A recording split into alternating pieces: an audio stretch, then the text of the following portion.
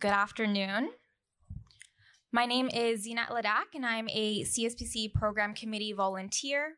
We would like to acknowledge that the Canadian Science Policy Conference is taking place on the unceded, unsurrendered territory of the Anishinaabe Algonquin Nation, whose presence here reaches back to time immemorial. We respect our traditional hosts and thank them for allowing us to operate on this land.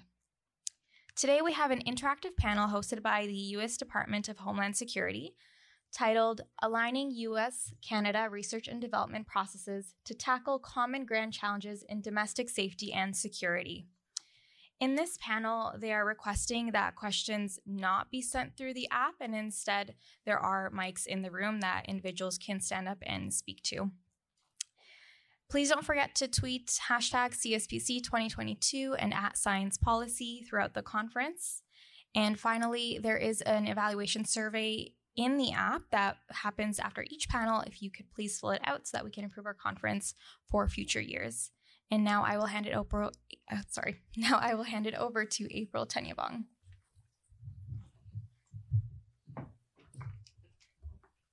Thank you, and good afternoon, everyone. Thank you for attending our panel discussion. We're really excited to talk about our program and our partnership with Department of Homeland Security, Science and Technology Directorate, and Defense Research and Development Canada. During this panel discussion, we want to share with you our novel approach to international partnership through what we're calling our North Star Initiative. To set the stage for this, the U.S. and Canada enjoy the largest bilateral trade and investment relationship in the world. The U.S.-Canada border is the longest shared border in the world. The two countries are connected by more than 120 land ports of entry, 200,000 annual U.S.-bound flights, and numerous commercial and recreational vehicles and vessels cross the maritime border. Every day, approximately 400,000 people and $1.6 billion in trade cross the U.S.-Canada border.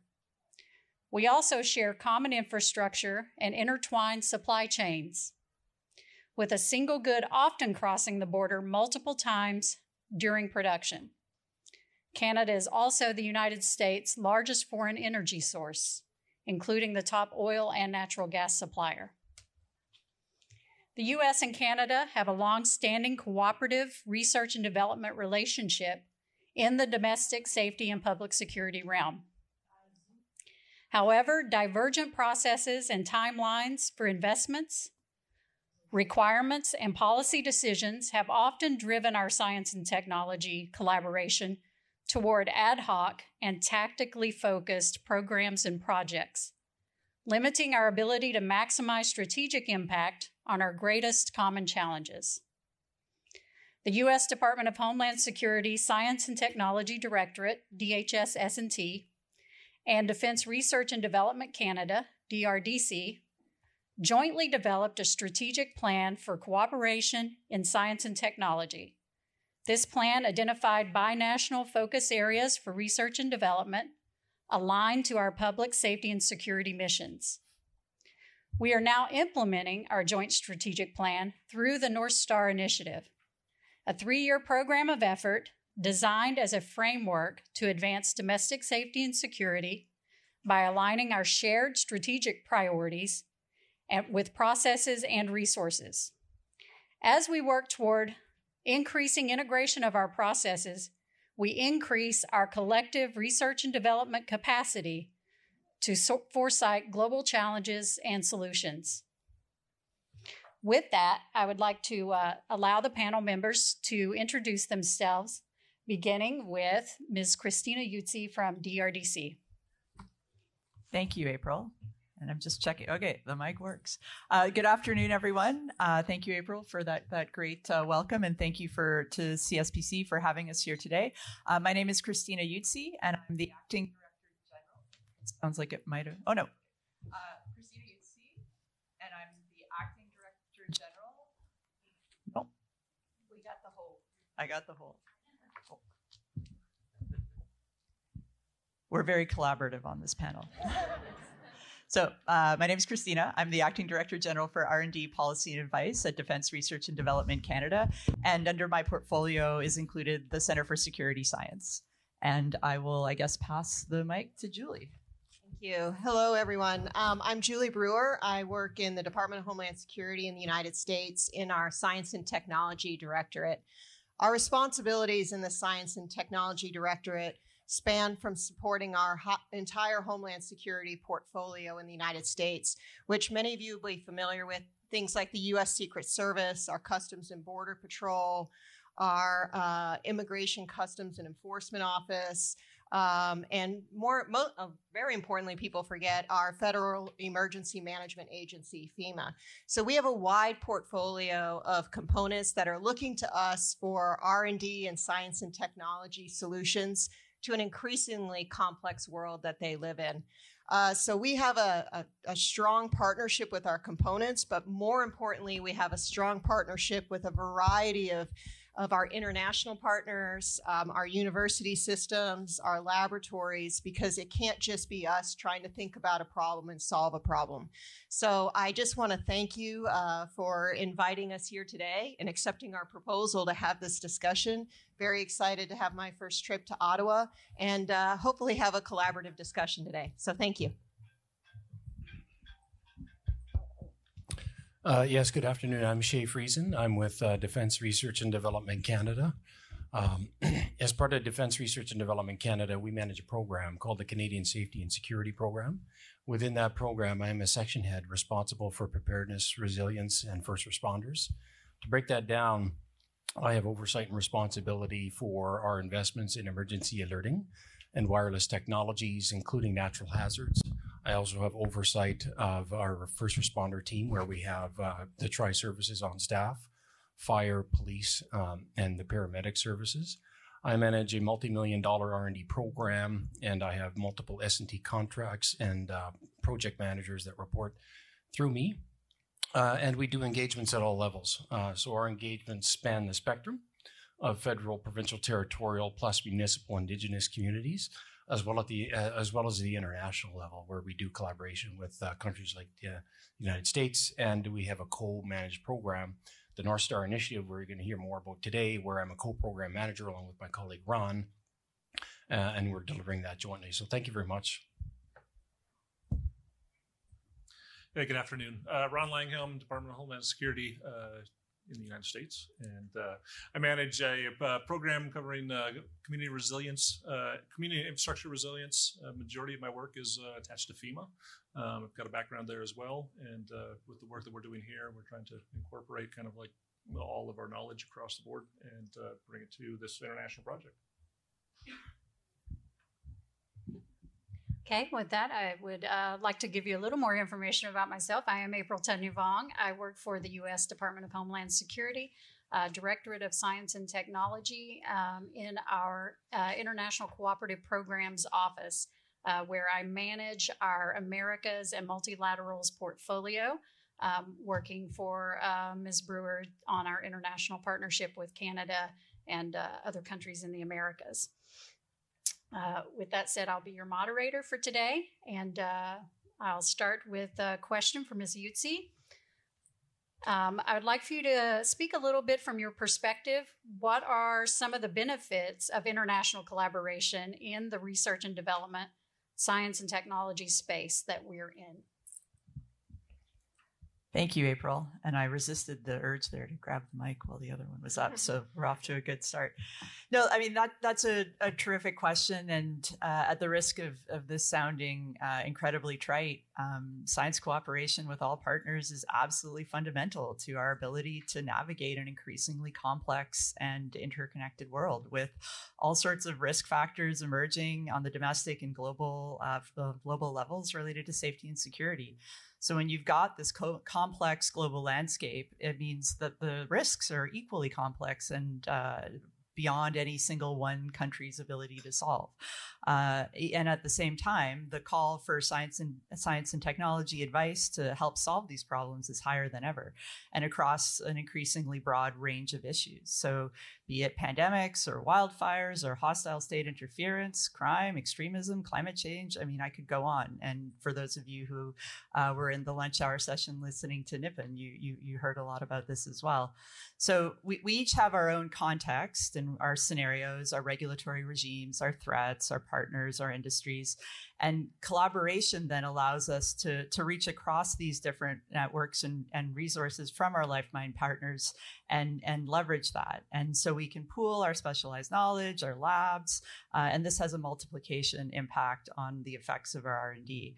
So international science cooperation, including in particular with an ally as close as the United States, and there is none closer for Canada, significantly broadens our understanding of what the challenges are, but also then helps us present more robust evidence to support strategic decisions.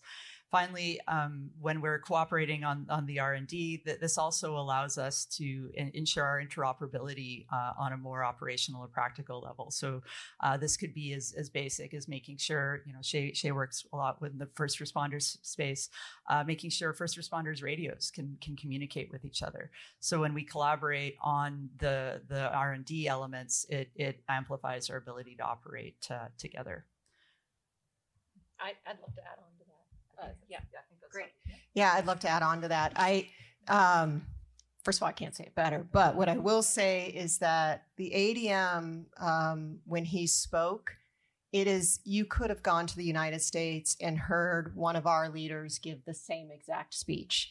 The challenges we face, the opportunities we have, the need for our partnership is so in alignment that we really can't even talk about collaboration anymore. It's really about partnership. And it's no longer a point where we can say this is something we do as a secondary part of our mission. It has to be primarily focused because the challenges are just too grand for us to face as a singular nation. Not everything is globalized, from the movement of our people to our goods, but to our challenges. You can't take on climate change in one nation. You just can't. You can't talk about resilience and adaptation to climate change as one nation. We have to learn from each other. And never do we go to a meeting and one of us say something and the other nation says, gosh, that's really not a problem for us. I think our problem is honing in on what challenge we take on together, because we can't take them all on, right? So the real challenge for us and what this team and why we wanted to present today is so much of historical international partnership has been about this incremental improvements through technology, the evolution versus revolution. And where we're trying to really move this partnership is beyond these incremental improvements to more transformational improvements. So how can we think about the border completely differently? In the past, we've talked about technologies and how we can move goods faster, but how can we think about our border in a transformational way? How can we think about adaptation in the face of climate change in our communities in a new way? How can we make sure that we incorporate equity into that topic? And these are the challenges that I'm not going to say we have the answer to today, so please don't ask us what the answer is. But these are the challenges that we have to take on together as nations. And it's not just our bilateral relationship, but it's our bilateral relationship and how that builds into a multilateral discussion. So we can bring in our UK partners into the discussion. We can go to New Zealand, Australia, our many partners across the world together. And we often talk about the unique relationship that Canada and US have in the science space has built into a broader multilateral discussion that's happening. So that's why it's no longer an option. It's no longer nice to have because we save money if two of us are working on the same project. That's not what it's about. It's about the criticality of taking on the grand challenges. So thank you. Thank you for that, Julie. Tacking on to that, with those many challenges that you laid out, the grand challenges, what would you characterize as your priorities for the DHS, S&T, and DRDC partnership within the next 3 years, let's say. You want me to first? So if in our strategy, we ask these broad research questions, and a lot of them around border control and enhancement, situational awareness and information sharing in the Arctic, and disaster resilience, you know, in the face of how the climate's changing and how our disasters are changing. Those are our 3 main research agenda items that we've talked about. But as you heard from, you know, the ADM earlier, sometimes it's about applying new science to those challenges. So things like AI applied to the Arctic Domain Awareness Challenge, quantum, and how that's driving technologies that are both a threat to us and an advantage to us if we get there first. So it's not just about where our mission spaces align in those 3 that we talked about, but it's also about these new ways that we can come at these border challenges that we have and how technology can be applied. A big challenge for us is we're data rich, but analytics poor. Everybody talks about AI, and AI is a great tool. AI, ML is a great tool to look at data. But in order to look at that data, you have to align your data. You have to know what data you have. You have to manage that data. And more importantly, you can share that data with your partners, like Canada. But the way you share that data and how you manage that data is a challenge. So what I would say is, you know, the mission space that we speak about a lot is the border, the Arctic domain awareness and communications in the Arctic, and certainly resilience. But we don't just stick to those areas. We talk about the broader science challenges that we have and where our science is going to apply to those challenges. No, and very well said, Julie. And just to add on to that too, underpinning all of that is the importance of the partnership and the trust that brings. And you know, we're here speaking to you today on a panel talking about a particular project, and we'll get into that a little bit more. We'll let Ron and Shay talk soon, I promise. But we're able to do this because of the trust between our 2 institutions and the relationships that have developed and matured and broadened and deepened. And you know, starting at a very easy and logical point, being given the broader Canada-U.S. relationship, but so much of what Julie spoke to is possible because we have that underpinning relationship. And even things like this conversation today, the preparation process in terms of how we landed on the panel and the questions that April so kindly developed, that allows us to further develop and expand that and keep that free flow of information open and further evolve our thinking towards some of these really big grand challenges that Julie alluded to. Can I add one thing?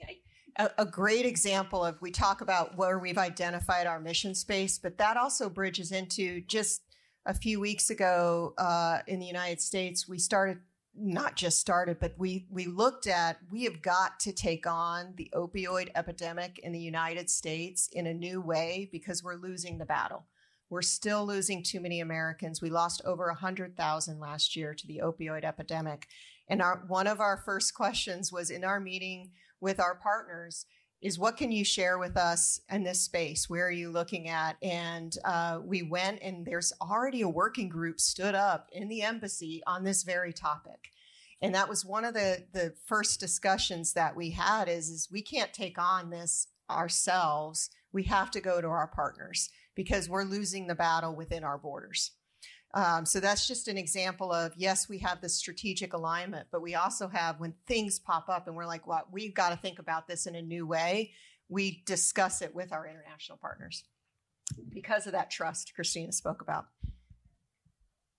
So tacking onto that for Ron and Shay, I would say then from your perspective, so a little bit down closer to the boots on the ground level or the tactical level, in the trenches, managing programs that are trying to get after these, as outlined, strategic challenges, or going toward those policy decisions and driving policy decisions. What do you see as your most difficult common challenges down at your level? Working for us.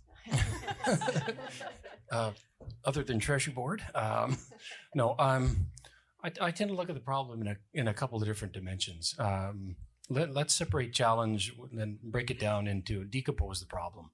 So programmatically, I think what we're trying to do through the North Star Initiative and our collaboration with the United States is really take it to the next level.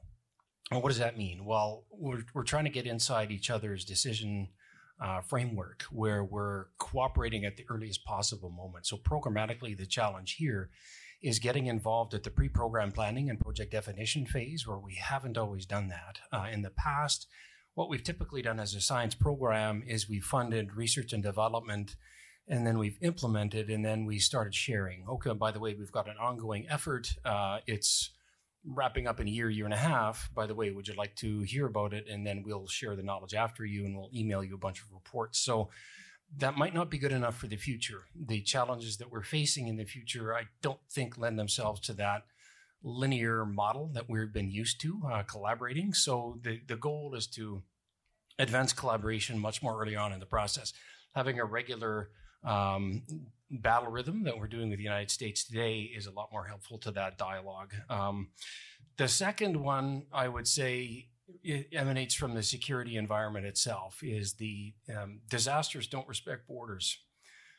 So let's face it, we're living with a common border. We've got the curse of geography. We cooperate with the United States on common risk, and we have a common approach to science and technology. So that creates a challenge. Is how do we then respond to what are the emerging dynamics in the security environment, whether they be operational, technological, or a threat and hazard base, like a threat agent or something like that. So that responding to basically aligning our programs to the changes in the security environment is a challenge in and of itself. They should be reflecting what we're seeing already on the operating environment. So that's number two. Number three, and then I'll toss it over here to Ron for a couple comments. The last one is it's difficult to transition the results of what we're doing to the operational community.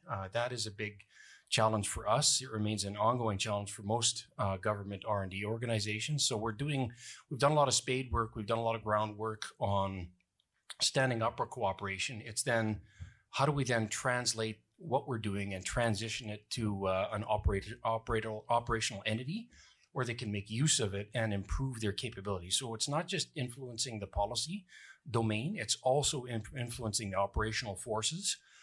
One way to do it would be to co-develop on international requirements. Remember what I was saying earlier about advancing our stage of collaboration.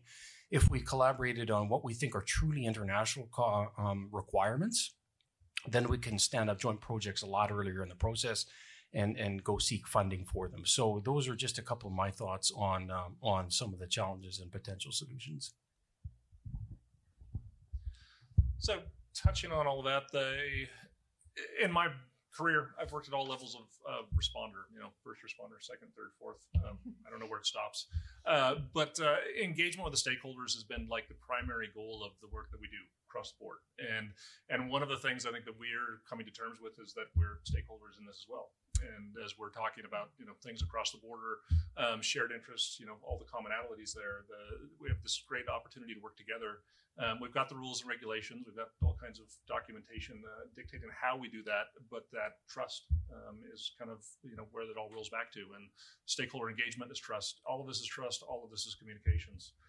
And for me, simply, knowing that I can call and talk to Shay about an idea or a thought, that expands my reach into this community outside of our border, and knowing that we have that trust relationship and we can have conversations and figure out where we want to go collectively or just bounce ideas off one another is empowering. So it's something that this program brings about. It's something that's interesting because Shay and I are both program managers within our organizations and coming at this from a little bit of a different perspective. And we probably have to spend more time trying to stay out of the weeds, even though we continue to wander into them. But again, that communications, that conversation all the way across our organizations is pretty profound.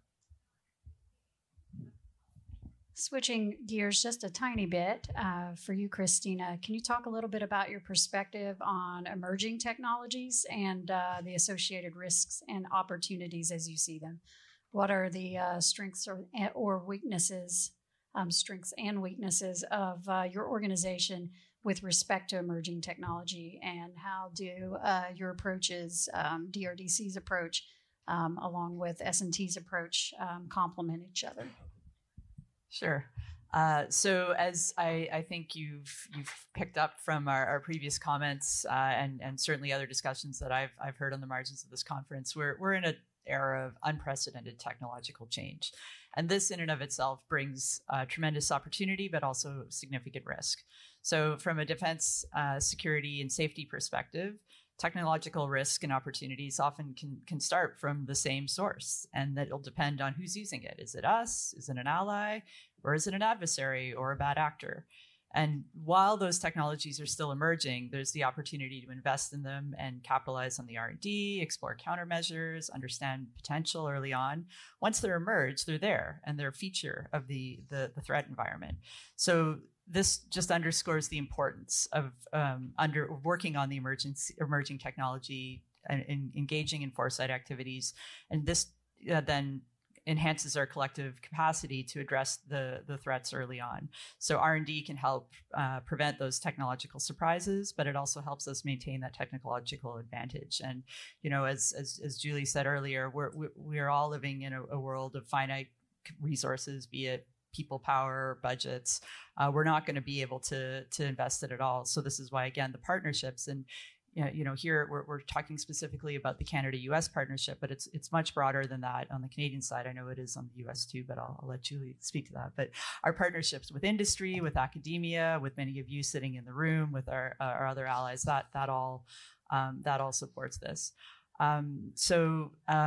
In terms of specific things that we've engaged in, I mean, we've done a lot of foresight work within DRDC, and this is something that I know through some of the bilateral and also multilateral works that we've been able to share with our partners and allow for. To Ron and Shay's point, when you're able to pick up the phone and have those conversations and bounce things off each other, you often can think of a good or a new idea, but then trying to amplify that a little further across the ecosystem. Someone's phone. Oh. So, I'll be frank with you. This is really a challenge space for us. We are very used to working in security and defense, and particularly when that aligns to policy, understanding risk and using risk, whether that be in a quantitative or qualitative discussion, and how much, standard deviation applies in that risk. We're pretty good at that. We grew up in the biological space, the chemical space, modeling risk and then looking at that risk and applying your resources there. So when our bosses come to us and tell us, well, do a tech risk, tell us what's happening in the future and where we should invest, that's not as linear as you hope it could be, because you're trying to forecast the future and how others would use technology and whether there's an opportunity for us to use that first. And that's a hard discussion to have. So we've tried many mechanisms. We do what we call horizon scanning, where we go out and we look at what are the academics publishing right now, what's happening in the universities, because that's where the real big this thinking into the future can happen a lot of times.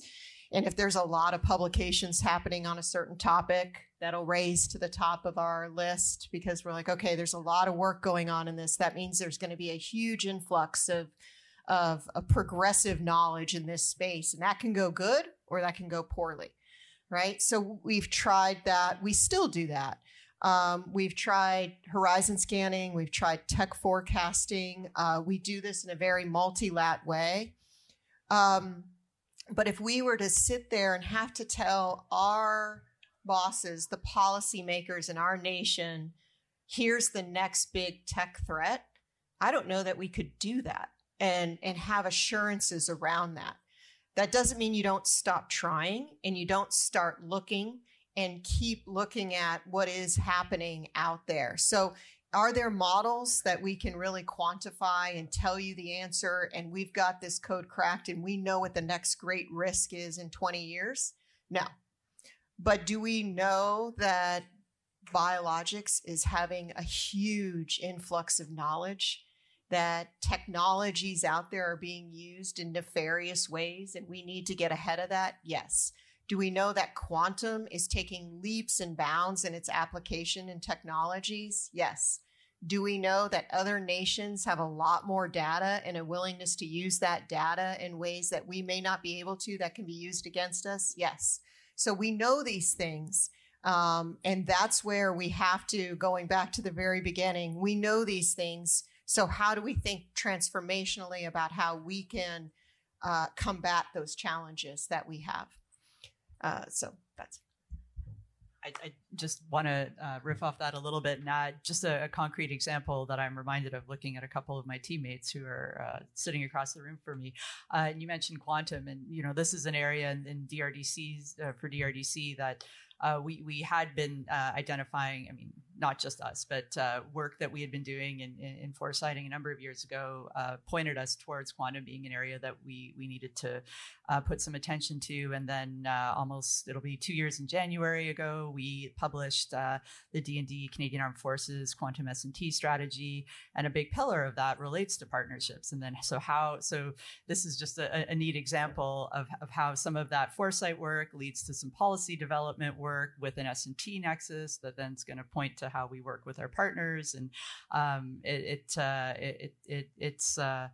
just reinforces, I think, the importance of all of those things, but underscores that we're not able to do it alone.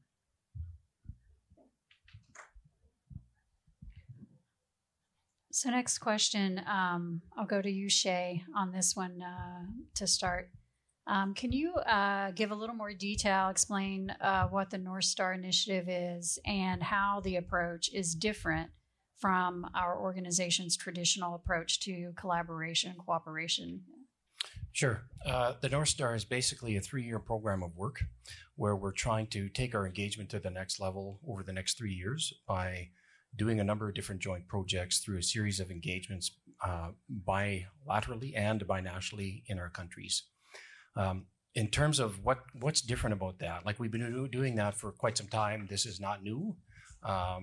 So we're trying to build on past successes, but there are a couple of key ingredients that I would point to what is different about what we're doing today versus what we're doing about the past. And the first is you have to have a treaty in place. If you're going to move to what I would call the graduate level of research and development, you have to have something that guides your efforts. So we have one signed in 2004 after the Smart Border Accord. It was the CIBAPS. It's Critical Infrastructure Protection and Border Security.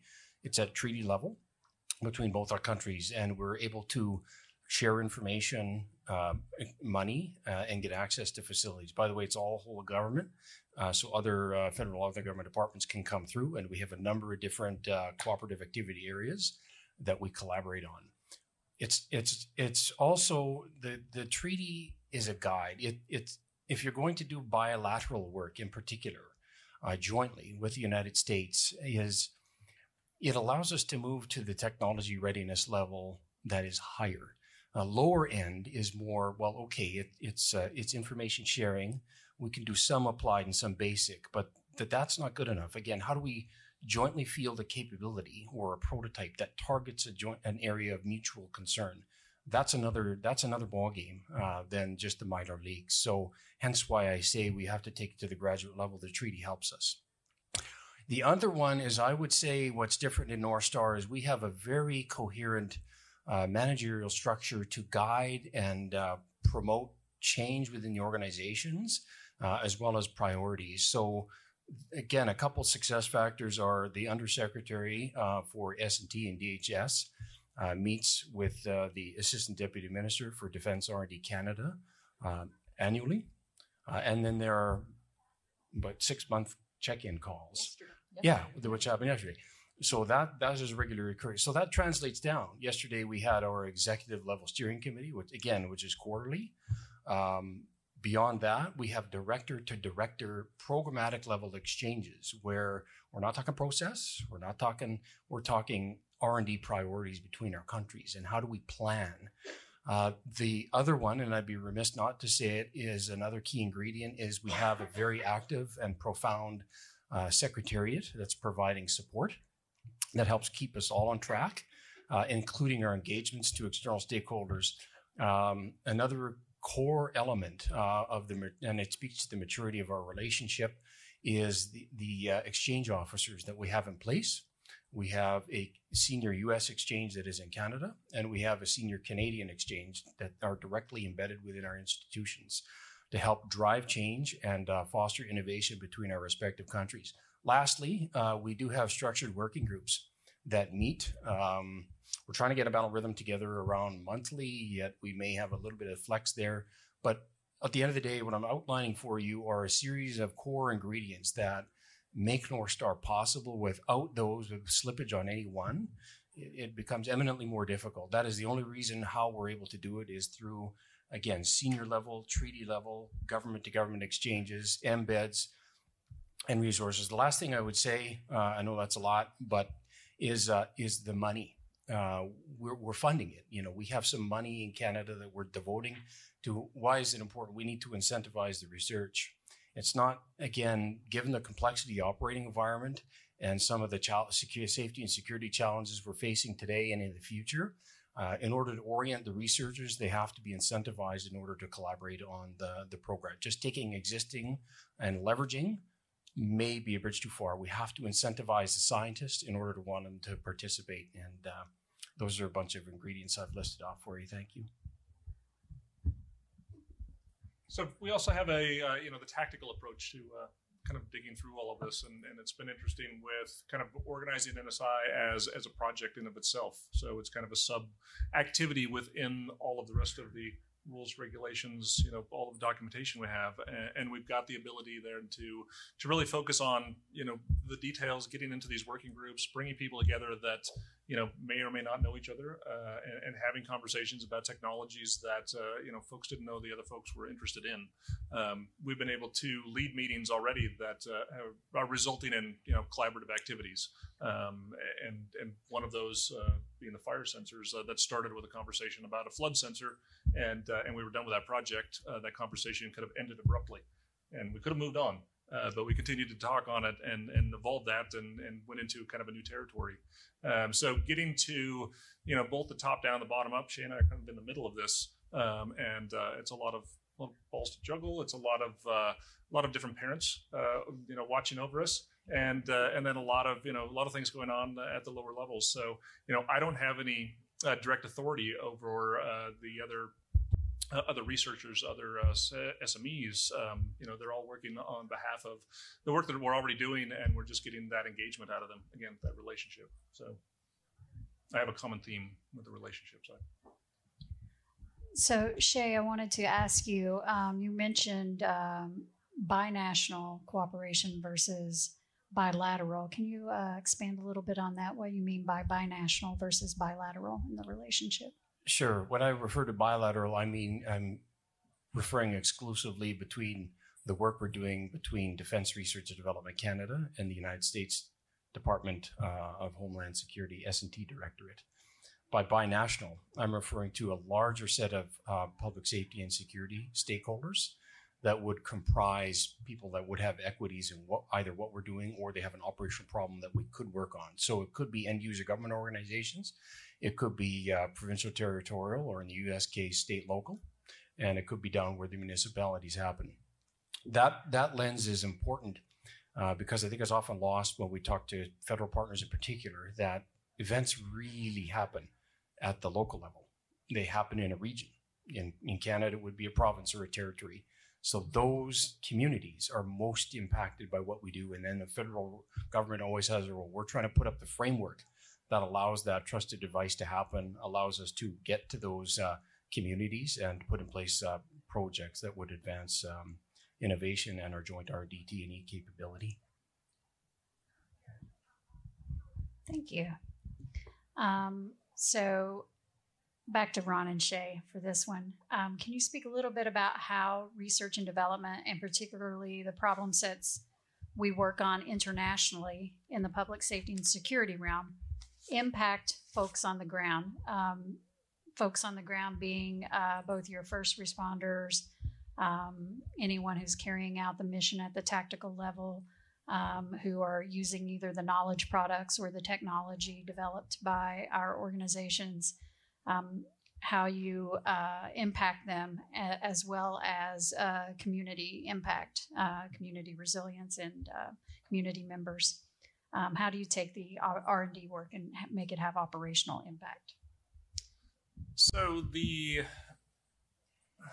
size of these two countries is enormous, and it's very common to have folks from one side of the country to another, just within the U.S. states as well, that are facing the same challenges and same problems, but aren't having the conversations to know that there's others out there, and we see a lot of different groups bringing these people together kind of more organically, but they don't necessarily have the abilities to solve the problems.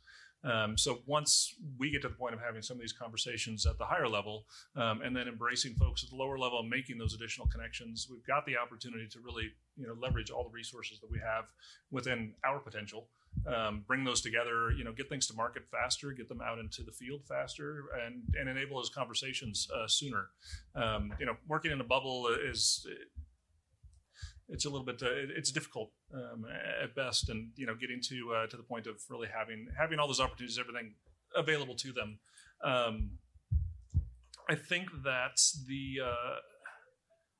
just the shared resource aspect of this, it's something that we're still exploring. I don't know that we're doing it right or perfectly well at the moment, as we're really trying to figure out how do we leverage two similar work streams, and how do we get the most out of that? How do we can we break up the work? Can we make those assignments to one side of the border and the other side of the border and come back together in the end? Do we provide reports? There's a whole lot of detail that we're still working through, and getting into the hands of the stakeholders and the first responders is that utmost importance. And the faster that we can do that within the work that we're doing, the sooner we can get it out and into the public space. Can you talk a little bit about the focus areas for the North Star Initiative and the methodology that you use to come up with those concentration areas? I wanted to get back to the last question. I'm sorry. Go ahead. Briefly. You have 1 minute. I know, 1 minute.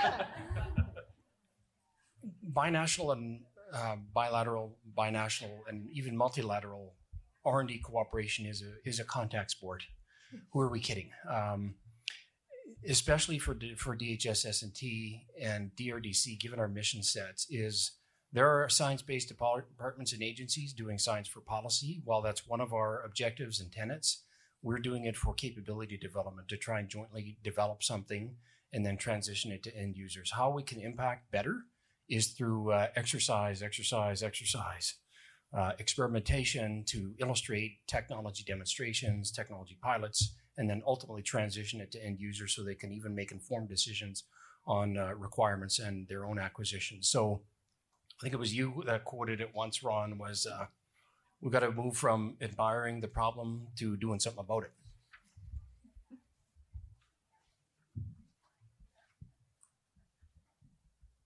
So you're going to tell us about the focus areas and methodology for determining them? It is a policy conference. So the policy was very consultative. We used a consultative approach to develop a policy framework. No, it was really, this stemmed from leadership asking questions and asking a little bit more. We were doing a lot of tactical level, technical annexes. How do we make sense of all the project arrangements that we're doing on and make it coherent? In order to do that, we did it was kind of like adopted a Delphi RAND-based approach, where we went out and polled our communities and then iterated. We asked them questions, what are some of the big challenges you're working on in your portfolios? And the subject matter experts told us what their hard problems were, and our portfolio managers did that on the same time. So we listened. When we did the consults, we circulated questionnaires, and they served as a data point. for how would we frame the collaboration and how we would go about prioritizing. Is it by technology? Is it by the environment? Is it by a threat and hazard? Is it what? What's the lens we're going to apply? Ultimately, we grouped, binned, collated, counted all the results, and then reviewed them, and then came up with a number of different broad categories to help frame at least the initial tranche of our collaboration, which was around situational awareness and in information sharing, border security, the threats to democracy, and disaster resilience. We've now merged them into 2 dynamic working groups, Arctic and border security, and the other one on disaster resilience, where they're focusing on a number of different priorities. So then what's happening now is we're doing deeper dives at the portfolio level, where the subject matter experts are getting together and down selecting what are the priority topics that we really want to work on and put resources to, and then coming back with a proposal that we might be able to fund. So that we initially basically polled the audience and then did kind of rack and stack down select and consulted with others about what their stakeholder needs were.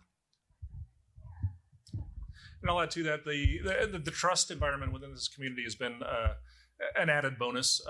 Getting people, comfortable and, feeling like they're in a safe place they can talk. We get the opportunity to talk through the problems and really use these research questions as a prompt. So within this kind of space, what is it you're doing, or what aren't you doing, or what would you like to do? We can, come at it from a bunch of different ways, and be able to leverage that to get, the content that we're kind of looking for, and allow that to happen organically, because none of us know what to ask for. In my organization, there's places I could go to find out everything that everybody's doing, and I'll be more confused than when I began. Trying to get the folks to volunteer that. It also brings about the fact that they're willing to engage with us, and that's going to build a bigger engagement. If they're going to talk about it, they're seeing the potential and they're wanting to do something. And within the work that we're doing, trying to capitalize on that early on, trying to get moving on things and get to, start to finish in the 3-year period is tough, just based on budgets. We bring in COVID and a bunch of other things, and we've got some new complications, but that's our pursuit. So. Okay. Coming back to Christina and Julie, I'd like to ask, how important is it to align your science and technology work with national or ministry and departmental policy priorities, and how difficult is it? How are you working to inform policy with science, and how is the North Star Initiative helping? I would say, to add on to that question a little bit, do you see science driving policy or policy driving science, and how do you balance that? That's a great question, and I'll take a shot at this, and I'm sure I get to go first on that one. All right, awesome. So, for those of you who were paying attention when I introduced myself 3 times because I was worried about the microphone, my title includes policy advice. So I am responsible for R&D policy advice within the Department of National Defense's Research and Development Agency, and this requires me to work with an exceptional team, many of whom are here in the room today. And I'm delighted that all of you beautiful humans came to listen to me, even when I told you didn't have to come to this panel. So thank you. But this requires us to provide that strategic S&T policy knowledge, support, and advice to my Assistant Deputy Minister, to the Defense team, as well as the Public Safety Canada and associated agencies. And so this requires us to both try to align our work, our S&T work, with whatever the departmental and national policy priorities are. And there's a variety of sources there. I'm a political scientist by training, so I'll resist the urge to school you all in mandate letters and policy statements and whatnot. I'm sure you know all of that. But then what that push and that pull is, and how you create space to bring together what can sometimes be disparate in a good way, science advice, and feed that into a decision-making structure, but then have the reverse as well. Have the policies of the day, the issues of the day inform the S&T work, when sometimes the policy may be looking for an answer on a capability, or an answer that we haven't had an opportunity to grow the capability to be able to provide the advice on, which then brings us back to the importance of partnerships and being able to look elsewhere within the ecosystem. But in terms of other challenges, it can sometimes relate to the pace as well, and the for those of you who have worked in a purely policy environment, decision makers sometimes are looking for an answer very, very quickly and in very short, concise terms. And so how do you gather that science advice and distill it down into the consumable while still being accurate and fearless and correct advice that feeds into the decision makers? So it's I was almost going to say it's an art, not a science, but that would be a little antithetical to this conference. But it's something that I think we in my team and myself, especially coming from a policy background, not a science background, will continue to work on and look at. And if you're curious, actually. Julie and April and Ron's new boss, Dr. Kuznetsov, I've been trying to say that for 2 days, has a great podcast. So this is the new, relatively new undersecretary for S&T on the U.S. side. Tremendous podcast about just this. How do you bring science to decision makers? So hopefully I haven't stolen your thunder by making reference to your boss. No. Please, that shows it. Connection. And I'm glad you listened to the podcast. I have not yet, so I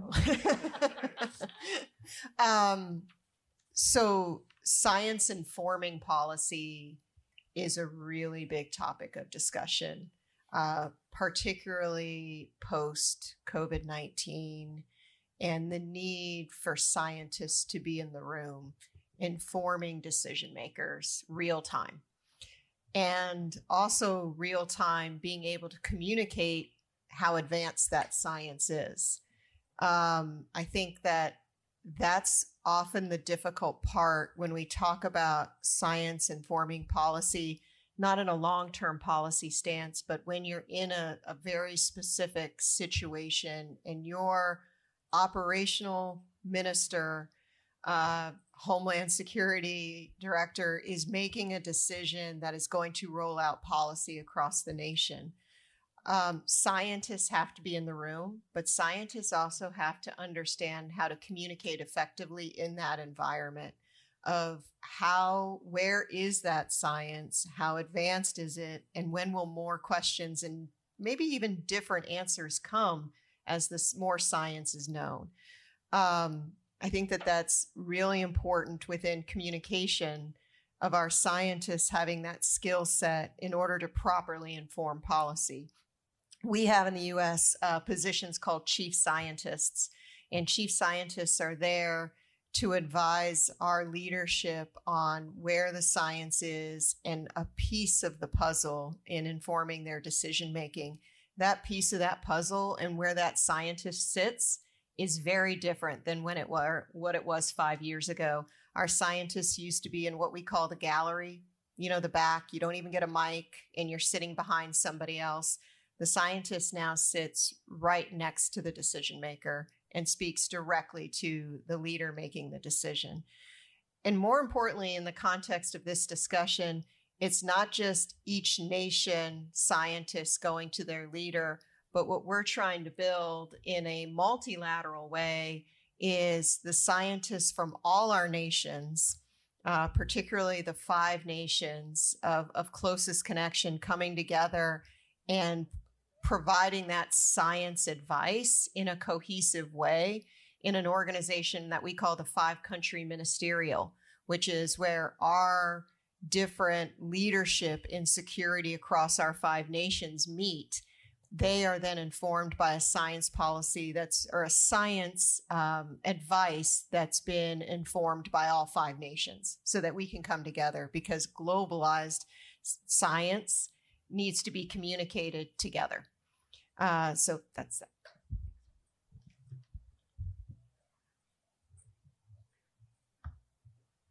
Okay, I think, sorry I talk loud. I'm not used to having to use a microphone.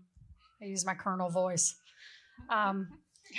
One final question to kind of wrap it up with your final thoughts on why you think international research partnerships are needed And why should it matter to everyday citizens who seek a better life and future? And we'll just go in order down the panel for your final thoughts on that. Thank you, April. So I think you've heard a number of recurring themes across all of our comments. You've heard about collaboration. You've heard about trust. You've heard about the sum being greater than the sum of total being greater than the sum of its parts. You've heard about complexity. It's a really complex environment. We all need to work together. If we're not doing this in an international and collaborative way, we're doing everyone a disservice, including citizens of both countries. You know that, though, because you're sitting in this room today and you have all of the other competing panels that you could have gone to. You came to hear about Canada-US science cooperation. So thank you for being here, and thank you for being curious and interested to learn more about this space. So I want to add one thought that we haven't quite touched on a lot, which is we talk a lot about government to government sharing of information and exchange and working with our boots on the ground, who's going to get the technology and so forth. But this is a contact sport that goes beyond government to government. Really important in partnership is each of our nations and our partnership with our universities, with industry, with our laboratories. And what we are not looking to create is where we, the government, the federal government, is overseeing all those collaborations and those partnerships, but rather we're creating a rich environment where a Canadian university in partnership with a US university is partnering to take on a broad challenge that we have identified. Great example, we run a program called the Centers of Excellence in the United States, where we award 10 centers of excellence that received grant funding annually. And one of the things we're really looking to do is when we have a topic such as Arctic domain awareness or coastal resilience that we know is a topic of great concern to our international partners, are they connecting to international universities as well? And how can we stimulate connection, not just government to government, but continue to stimulate industry connection, university connection, laboratory connection? There's a great example some of you might be aware of called the BSL-4 ZNet, which is run by Canada and connects all the biosafety level 4 facilities in partner nations across the world, and they share science all the time. And that's all done organically. The laboratories are working together, and that just happens. And when there's a major emergency like COVID-19, they were the first ones to get on the phone and start sharing information and collaborating on who's doing what work. So those kinds of connections are really important to us. And one of the things we want to stimulate through these North Star initiatives and through our strategic planning. So thank you for the opportunity to be here. And I'll turn it over to my colleagues. Yeah, thanks. I think the quick answer to why does this matter to everyday Canadians is because, it's really about helping improve national whole of society level resilience in our countries. There is an economic component to this without question. But there is also a continental preparedness to this, that the threats and hazards and technological challenges of the future necessitate that building of national whole of society resilience through investments in science and technology. So that's number one. Number two, why does it matter is, I think during disasters, my experience in almost 23, 24 years of government is that during a catastrophe, it's too late to call for help. You have to have the networks already in place. You have to have institutionalized trusted partnerships developed. And you can't be the disaster is the wrong time to be handing out the business cards. These are kind of glib quotes, but they're so true, is that we have to have these muscle memories in place before, at the pre-event stages, and not at the recovery phase where it's too late, where we could jointly leverage, burden share, and exchange information on solutions. So that's number two. The last one is I'm not sure if I'm a proponent of all the uncertainty that's going on today. I see it in literature here, there's lots of uncertainty. I would use a term that a colleague of mine has used, and that's really one of bounded uncertainty, isn't it? It's bounded complexity. There are certain things we do know, and there are certain things we do have situational awareness on. We may not understand the impacts or consequences, which can go in a multitude of directions, but we may have good characterization of the hazard. We do have things that we've done in the past that can lend themselves to at least understanding what the problem space is in our joint mission sets. So the complexity, one of bounded complexity and one of bounded uncertainty, the theme of this conference, really demands a joint approach to collaborative and cooperative R&D development. One country cannot go it alone with their singular resource base to do it. We have to reach out. We have to develop strategic partnerships, and who better not to do it than the United States? Thanks. So, close to Shay's comments, the resilient nature of us as individuals comes into play here. In that, we're all learning as we go. We're all making decisions based on what we have, in our heads at the moment. My father-in-law would chronically say he made the best decision he had with the information at that time. Usually it was following a stupid story about himself, but nonetheless, in the work that we're pursuing here, that resilient nature is what makes us work. Being here right now, everybody's collecting information that you're going to carry, tomorrow to your jobs, to what have you, and that's empowering. And then bringing the international context to it, the best worst case scenario is that something happens along the border and we all know each other. Thank you. I think I'd like to end with a quote from one of our British colleagues that we work with on the 5RD, who says, ultimately, you can't surge trust. And so we're laying the trust foundation ahead of the crisis, in which we'll need to be able to trust each other to work together to meet hard challenges. Thank you for having us. We would like you to ask any questions you have at this time. If you would, please, when you go to the microphone to ask your question, just give us your name and affiliation so that we can know what perspective you're asking from. Thank you.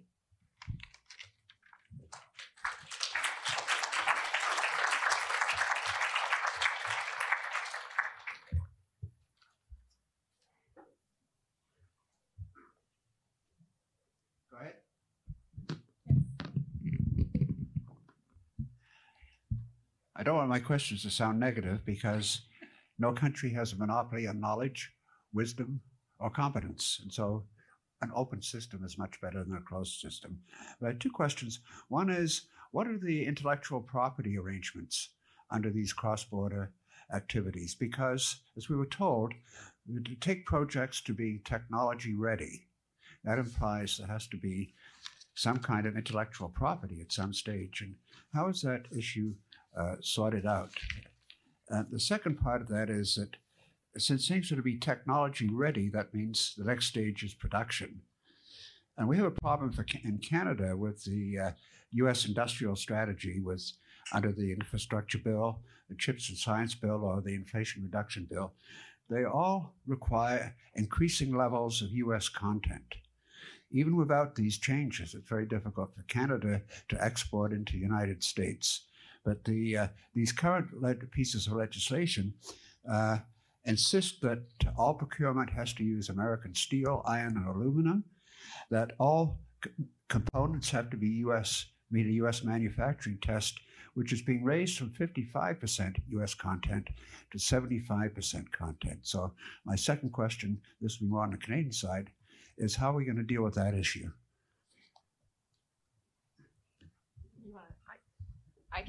I'll start with the IP arrangement. So no singular project has IP the same. We often enter into what we call tech transition planning. We call it tech transfer. I don't know if that's the same terminology in Canada, but how we have typically done it is at this point, it's the funding stream. Whoever funds the work determines the intellectual property at the end. And then the licensing allows us to share that technology. Typically, we've given it to industry, owns the IP so that it can be licensed by our partners. But that is not, any one arrangement can be different in any one project that we have when it comes to intellectual property. Regarding, many of our recent legislation around the CHIPS Act and the Inflation Reduction Act, and you are absolutely right that oftentimes science and economy are linked, right? And science and the investment in science is an investment in the future of a nation. So every nation does certainly have its own self-interests at heart when it's making these major taxpayer investments into infrastructure and invigorating knowledge and so forth. So oftentimes along with those funding streams, along with those laws, they do have requirements for investment in the United States. And I'm sure many other nations take that same approach. But that doesn't stop us from being able to invigorate innovation in the United States and then share that with our partners. That information, that intellectual property through licensing, through advancements and so forth in a binational, not bilateral, but a binational way. So while I will say that every nation certainly does use science to drive their economy, and I don't think there's anything wrong with that. I think nations should do that and should invigorate intellectual investment into the future, but that shouldn't stop us from being able to share that knowledge government to government and advance each other's security from that knowledge that we gain. I'll just add that, in any important, big, broad, deep relationship like the Canada-US relationship, there inevitably are things that we have to work through, and we have really great established mechanisms on how we do that through our various departments and agencies. And to my mind, this just reinforces the importance of the science cooperation at the levels that you see represented at this table today. Thank you. And it wasn't a negative question. It's the reality we live in, right? So it's not negative. It's probably the challenge we have and why it's not easy what we're doing. So there's always, every challenge, even security in our advancements in science is a huge challenge for us. Both our nations are taking that on. It was mentioned during the lunch speech that your ADM spoke about the securing of knowledge coming out of universities and out of the government, and can that be stolen, and who knows that? We're both facing that challenge, but sometimes you take it too far and all of a sudden you're not sharing it with your partners, right? So it's a balance, and it's a contact sport, and it's not easy. So it's a fair question. Next. Hi, my name is Chris Webb, and I've recently relocated to Canada after having spent about 20 years supporting the research and innovation missions in a couple of higher education institutions. And I did that through facilitating and encouraging collaborations and partnerships across disciplinary and institutional lines. And so I just want to say, this is really impressive what you're doing here and what you're describing. So I appreciate you coming to explain some of that. There's a couple of themes that have been popping up in this conference that's indicative of the result of what happened during the pandemic, and we lost trust between these between countries, and you can see that in the research security conversation. And there's the talk about ramping up vaccine production in Canada, and you look at the CHIPS Act in the U.S. where we're going to onshore semiconductor production. And so what my question to you, this is a breath of fresh air that's sort of contrary to that effort. So my question to you is, are you doing anything, or is there anything you can do to protect what you're setting up so you can continue and sustain this, and maybe even have a PR effort so you can share what you're doing and use it as a model for other departments in the government? It's just I think it's really important. It's really, really exciting seeing what you've been setting up. So we had this great idea where we'd come and do a panel at a conference. No, Chris, great question. Thank you for that, and thank you for your kind words. It is an incredibly complex space, and something that I alluded to a little bit in my introduction, and Shay alluded to as well. So, in the position that I hold within the Defense Department, my team and through my leadership chain, we provide S&T advice on safety and security issues to Public Safety Canada and the Public Safety portfolio. So right there is a broad network on the Canadian side of departments and agencies that are touched by in a positive way or implicated in this work. And part of that is the reality that actually one of my former Coast Guard buddies is in the corner, and no two safety and security agencies are the same. So we by definition end up reaching out and touching other parts of government.